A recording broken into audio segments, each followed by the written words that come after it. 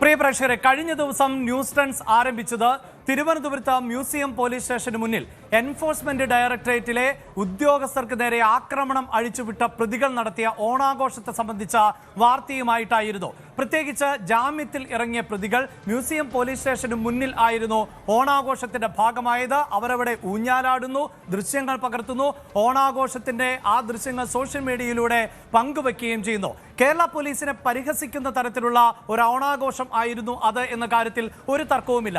അതുമായി ബന്ധപ്പെട്ട് പ്രേക്ഷകർക്കുണ്ടാകുന്ന സംശയം, ഒരു കേസിലെ പ്രതി, ജാമ്യത്തിലിറങ്ങുന്ന പ്രതിക്ക് ഓണം ആഘോഷിച്ചുകൂടെ എന്നതാണ്. തീർച്ചയായും ഓണം ആഘോഷിക്കാം. പക്ഷേ മ്യൂസിയം പോലീസ് സ്റ്റേഷന് മുന്നിൽ ഓണം ആഘോഷിക്കുമ്പോൾ മറ്റ് ചില പ്രത്യേകതകൾ കൂടി ഉണ്ടായിരുന്നു.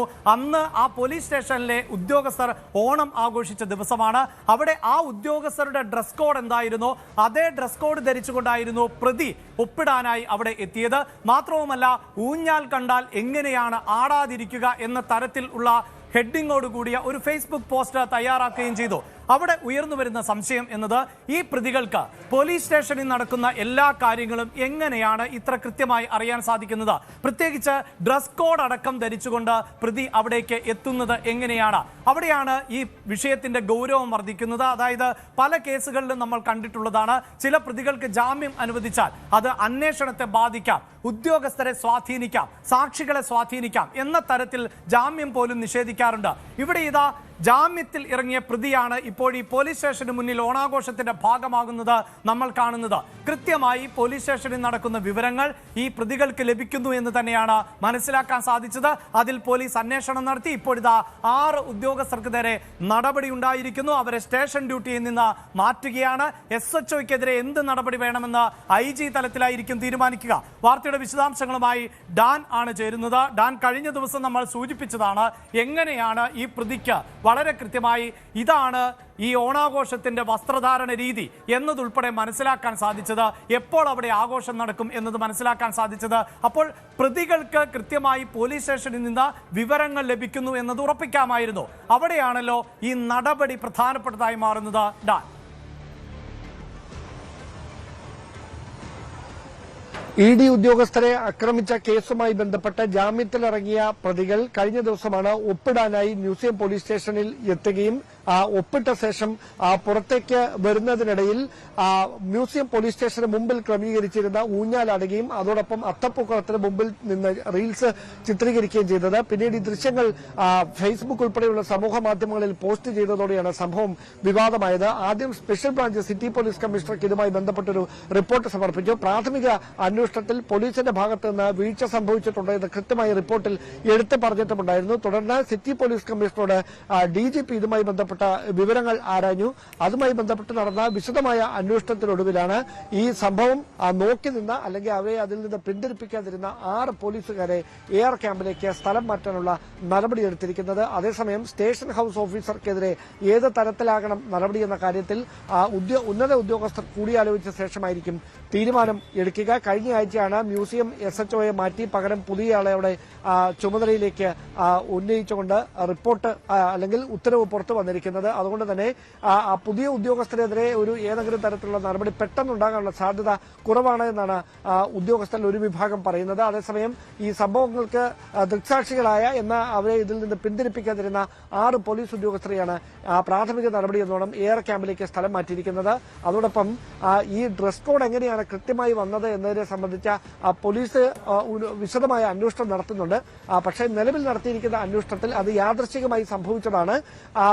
പോലീസിന്റെ ഡ്രസ് കോഡും പ്രതികളുടെ ഡ്രസ് കോഡും ഒരുപോലെ വന്നതിന് പിന്നിൽ മറ്റ് അസ്വാഭാവികതകളൊന്നുമില്ല. കാരണം ഈ IPB ഉൾപ്പെടെയുള്ളവർ ഈ ഷർട്ടിന്റെ കളർ, നീല കളർ ഷർട്ട് ധരിച്ചെത്തിയതിന്റെ ബില്ല്, പുതിയ ഷർട്ട് വാങ്ങിയതിന്റെ ബില്ല് അടക്കം ഉദ്യോഗസ്ഥരെ കാണിച്ചിട്ടുണ്ട്. അത് പോലീസുകാരുടെ പക്കൽ നിന്ന് വാങ്ങിയതല്ല, മറിച്ച് നഗരത്തിലൊരു പ്രധാനപ്പെട്ട വ്യാപാര സ്ഥാപനത്തിൽ നിന്ന് വാങ്ങിയതാണെന്ന് വ്യക്തമാക്കുന്ന വിവരങ്ങളാണ് IPB കൈമാറിയിരിക്കുന്നത്. പക്ഷേ ഇതേ കളർ ഡ്രസ്സ് തന്നെ എങ്ങനെ പോലീസ് ഉദ്യോഗസ്ഥർ ഓണാഘോഷത്തിന്റെ ഭാഗമായി ധരിച്ച അതേ ഡ്രസ്സ് തന്നെ എങ്ങനെ ഈ പ്രതികൾ ധരിച്ചു എന്നതിലാണ് ഒരു കൗതുകം. അവിടെയാണ് ഈ വിവരങ്ങൾ മുൻകൂട്ടി ആരെങ്കിലും പറഞ്ഞു നൽകിയിരുന്നു എന്നതടക്കമുള്ള കാര്യങ്ങളിൽ കൂടി വിശദമായ അന്വേഷണം. തീർച്ചയായും അവിടെ ഡാനി സൂചിപ്പിക്കുന്ന പോലെ തന്നെ ഇത് ഗൗരവമേറിയ ഒരു കേസാണ്. എൻഫോഴ്സ്മെന്റ് ഡയറക്ടറേറ്റ് ഉദ്യോഗസ്ഥരെ ആക്രമിച്ച കേസ് ആണ്.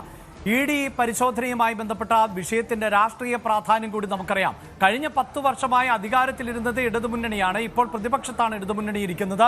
ഇവിടെ ഇതാ CPIM-ന്റെ അനുഭാവികളും നേതാക്കളുമൊക്കെയാണ് പ്രതിപട്ടികയിലേക്ക് വന്നിട്ടുള്ളത്.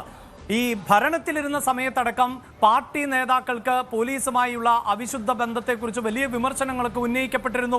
പ്രത്യേകിച്ച് UDF അത്തരത്തിൽ ആരോപണങ്ങൾ ഉന്നയിച്ചിരുന്നു. ഇപ്പോൾ അവർ ഭരണത്തിലാണ് ഇരിക്കുന്നത്. അങ്ങനെയുള്ള പോലീസിനെ നിയന്ത്രിക്കുന്നത് UDF ആണ്. ആഭ്യന്തര വകുപ്പ് കൈയാളുന്നത് രമേശ് ചെന്നിത്തലയാണ്. അങ്ങനെയുള്ളപ്പോഴും പ്രതികൾക്ക് കൃത്യമായ വിവരങ്ങൾ പോലീസ് സ്റ്റേഷനുകളിൽ എന്ത് നടക്കുന്നു, അപ്പോൾ സ്വാഭാവികമായും ഒരു അന്വേഷണം നടക്കുകയോ പോലീസ് നടപടികളിലേക്ക് കടക്കുകയോ ചെയ്യുമ്പോൾ എന്താണ് പോലീസിന്റെ ഭാഗത്ത് നിന്നുണ്ടാകാൻ പോകുന്ന നടപടികൾ, നീക്കങ്ങൾ, ഇതെല്ലാം പ്രതികൾക്ക് മനസ്സിലാക്കാൻ സാധിക്കും എന്ന സ്വാഭാവികമായ ഒരു സന്ദേശം കൂടിയാണല്ലോ ഇത്.